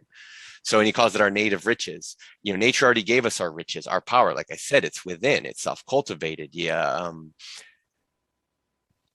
Look how our being shows how shitty nature looks compared to ourselves. You know, he's saying that actually, you know, Yeah. she looks impoverished, a product of that. You know, we're a product, we're a product of that self same nature. But again, our native riches makes it look feeble. But this next part right here, I know we're close to winding it up. Do we have another minute? Can I push it just a little bit further, and we can come back to this? But it's just, since we covered so much. Yeah, we got a couple minutes. Check it out. Now we are a mob. Man does not stand in awe of man, nor in his genius admonished to stay at home, to put itself in communication with the internal ocean, is what I referenced earlier, right? But it goes abroad to beg a cup of water of the urns of other men. We must go alone. I like the silent church before the service begins, better than any preaching. How far off, how cool, how chaste the persons look, begirt each one with a precinct or sanctuary. So let us always sit. Why should we assume the faults of our friends or wife or father or child because they sit around our hearth or are said to have the same blood? All men have my blood, and I have all men's. Not for that will I adopt their petulance or folly. See, I love this. He's saying that is not an excuse. Your pretenses to brotherly love and peace and unity and progress are not enough. They're not real, number one. Yes. Number two, it's not illusion. enough. Yes, all men have my blood. Not that I will adopt their petulance or folly, even to the extent of being ashamed of it. Right? He's not even going to pick it up to be ashamed of it. He's letting it be. But your isolation must not be mechanical, but spiritual. That is, it must be an elevation. At times, the whole world seems to be in conspiracy to inopportune you with emphatic trifles. Friend, client, child, sickness, fear, want, charity, all knock at once at thy closed door and say, "Come out onto us." But keep thy state, come not into their confusion. The power men possess to annoy me, I give them by a weak curiosity. No man can come near me but through my act. What we love that we have, but by desire we bereave ourselves of the love. Wow. So let me, and this is the last part I'll read for now. If we kind of, and this is where I think you can hear Nietzsche's war cry. Yes. If we cannot at once rise to the sanctities and obedience and faith, let us at least resist our temptations. Let us enter into the state of war and wake Thor and Woden, courage and constancy in our Saxon breasts. Now, I'm not a Saxon. I think you're not a Saxon, or you're at least not full Saxon, but good enough. Doesn't matter, right? Well, we can all be honorary Saxons here. Right. Well, I am Norwegian. Yeah. Okay. Yeah. There you go. This is to be done in our smooth times, or speaking the truth. Check this lying hospitality and lying affection. Live no longer to the expectation of these deceived and deceiving people with whom we converse. It's hilarious. And that, yeah, I mean, that's like. But right here. Right. So, but look at that. He calls them deceived and deceiving people with whom we converse. And who are they? Are they Philistines and barbarians? No, he goes on to say to them, "O father, O mother, O wife, O brother, O friend, I have lived with you after appearances hitherto. Henceforward, I am the truth." Right. And well, this reminds me of Nietzsche's Daybreak right here. He's got some aphorisms in there. I have lived with you after appearances hitherto. You know, Nietzsche would say this is where you need to pardon people, because as you depart for your own native riches, and as you depart for your own ocean within, like he would say that you're going to need to forgive other people their trespasses, because they're inevitably going to cross you, because, you know, they don't know what's going inside you. They can't see you. They can't understand you. They don't know where you've been or where you're going. You know, maybe they recognize you from learning disability class or not. It doesn't matter. You can't rely upon them. Right. Like that's the whole point.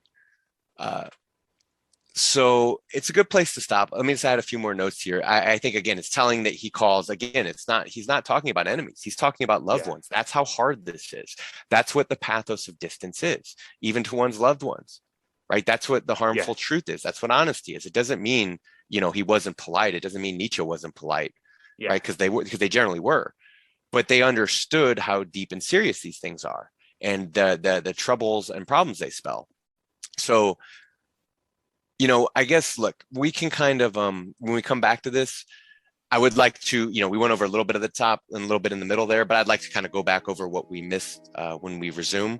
But I thought it was just important to, with everything we discussed. Yeah, we can just kind of start where. Yeah, now we're going to war, right? We're not talking about virtue. We're not talking about morality. We're not talking about conformity. We're talking about going to war, right? This is a very specific declaration.